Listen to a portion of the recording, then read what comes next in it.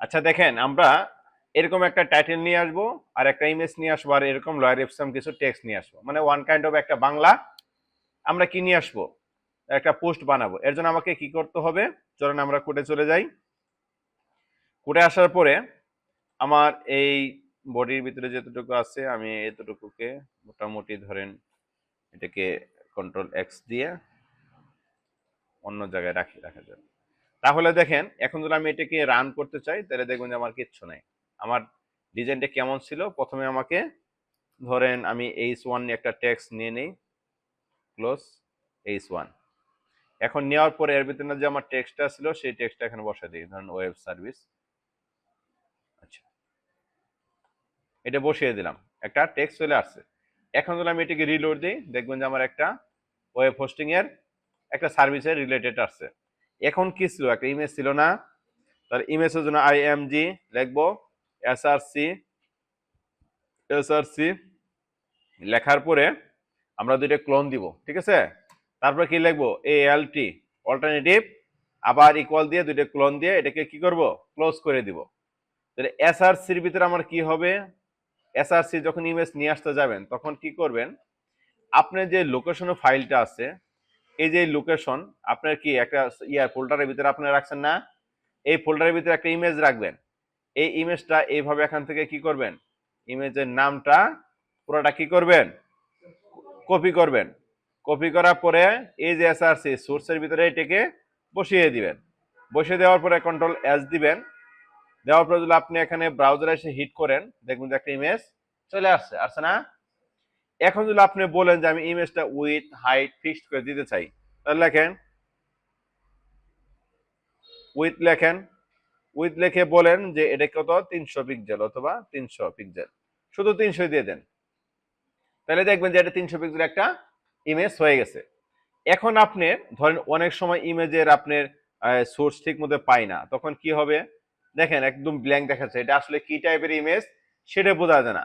এর জন্য আমরা ALT অল্টারনেটিভ টেক্সটটা ইউজ করে থাকি। তো আমি একে বলি যে this is hosting related image, তাই না? এখন যদি আমি একটা রিলোড দেই তাহলে আমাকে বলে দিবে যে এটা কি টাইপের ইমেজ ছিল, তাই না? তাহলে আমার এই অল্টারনেটিভ টেক্সট আমরা বুঝতে পারলাম যে অল্টারনেটিভ টেক্সট আমরা কেন ইউজ করি। এতটুকু ক্লিয়ার? কোনো কোশ্চেন আছে এখানে ভিতরে? আচ্ছা, তাহলে এখন আমি এই অল্টারনেটিভ টেক্সটের পরে আরেকটা প্যারাগ্রাফ নিই, প্যারাগ্রাফ নেওয়ার পরে আমি লয়ার এপসন থেকে কিছু টেক্সট নিয়ে আসি। ধরেন এরকম লয়ার এপসন থেকে কিছু টেক্সট নিয়ে আমি এর ভিতরে এটাকে বসিয়ে দিই। আচ্ছা, বসিয়ে দেওয়ার পরে দেখেন আমি একটা রিলোড দেওয়ার সাথে সাথে তাহলে আমার একটা টাইটেল চলে আসছে, একটা পোস্ট চলে আসছে, আর কি চলে আসছে, কিছু প্যারাগ্রাফ কিছু টেক্সট চলে আসছে, তাই না? এখানে যদি আমি একটা বাটন ইউজ করতে চাই কোন জায়গায়, এরপরে ধরে আমি একটা বাটন নামে একটা নিই, বাটন দিলাম, বাটন ওপেনিং, এই বাটন ক্লোজিং করে দিলাম। দেওয়ার পর আমি এর ভিতর লিখি যে মোর লিখে 3টে ডট দিই। আচ্ছা, এখন যদি আমি একটু রিলোড দিই দেখেন এই যে মোর নামে একটা বাটন চলে আসছে। আমি কিন্তু একদম বেসিক যে HTML-টা সেটাই স্ট্রাকচারটা দেখাইতেছি। তাহলে এখানে মোর নামে একটা বাটন চলে আসছে। এখন এই যে কালার স্টাইল এতটুকু আপনারা বুঝতে পারছেন? এখন যদি আমি বলি যে ধরেন এইটুকুর আমি একটা কালার দিব, তাহলে কি করতে পারবো, এর ভিতরে আমরা স্টাইল লিখতে পারবো। আমরা জানি CSS কয় প্রকার, 3 প্রকার, inline CSS, internal CSS, external CSS। Good. তো আমরা ইনলাইন CSS লিখতে পারি, আমরা লিখলাম স্টাইল লেখার পরে এর ভিতরে আমি বলে দিই যে কালার গ্রিন। দেখেন গ্রিন লিখে আমি এখন চলে যাই ব্রাউজারে, আমার কালারটা কি হয়ে গেছে, গ্রিন হয়ে গেছে। এখন গ্রিন হয়েছে না? আচ্ছা, এখন যদি আমি বলি যে ধরেন আমার প্যারাগ্রাফের কালারটা অথবা আমার এই পুরো সেকশনটা কোনো একটা সেকশনের ভিতরে আমরা রাখি, তাহলে দেখেন এইভাবে যখন আমরা কোড করা শুরু করব তাহলে আমাদের একটা হিবিজিবি লেগে যাবে, লাগবে না? এই জন্য এই বডির ভিতরে যে কোডটুকু আছে পুরা কোডটুকুকে আমি কি করব, কন্ট্রোল এক্স দেব। দেওয়ার পরে এর ভিতরে আর একটা ট্যাগ আছে, নাম হইল ডিপ ট্যাগ। এই ট্যাগটা আমরা ইউজ করব। দেখেন ডিপ ট্যাগ ইউজ করে এর ভিতরে আমি কি করব, এটাকে দিয়ে দিব। দিয়ে দেওয়ার পরে দেখেন আমাদের অ্যালাইনমেন্ট সব ঠিক রাখি, চেষ্টা করি এই ইমেজটাকে আর একটু দেওয়ার জন্য। হ্যাঁ, ইমেজটা এই পর্যন্ত থাক, ঠিক আছে।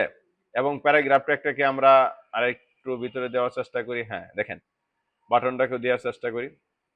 তাইলে এই পুরা কোডটা আমি একটা বন্ধনীর মাধ্যমে আবদ্ধ করে দিলাম, তাই না, ডিপের মাধ্যমে। আগে তো আমার ভাঙ্গা ভাঙ্গা ছিল, এখন আমি কি করলাম, পুরা সেকশনটা একটা ডিপের ভিতরে সেট করে ফেললাম। সেট করার পরে এখন একটু রিলোড দেই। আমার কোডে কোনো পরিবর্তন হয়েছে? কোনো পরিবর্তন হয় নাই। আচ্ছা, এই যে পুরা কোডটুকু করলাম, আপনারা বুঝতে পারছেন সবাই? কোনো কোশ্চেন আছে?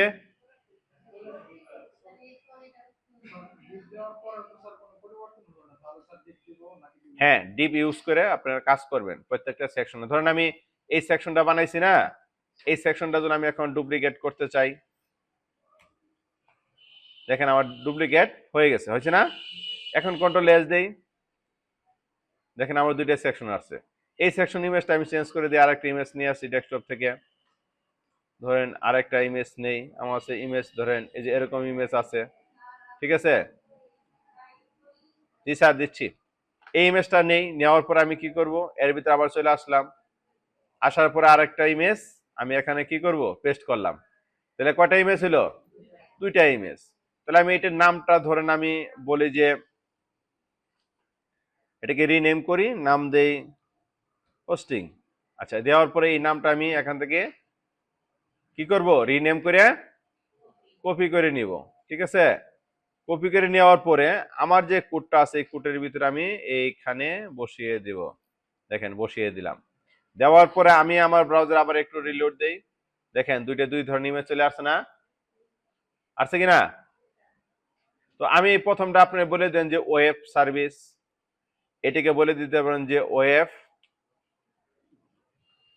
ডিজাইন সার্ভিস, পরেরটা হলো ওয়েব হোস্টিং সার্ভিস। তাহলে দেখেন দুইটা ইমেজের সাথে দুইটা জিনিস মিসিং আছে। এটা হলো ওয়েব হোস্টিং সার্ভিস, আর হলো ওয়েব, সরি, এটা হলো ওয়েব ডিজাইন সার্ভিস, আর এটা কি ওয়েব হোস্টিং সার্ভিস।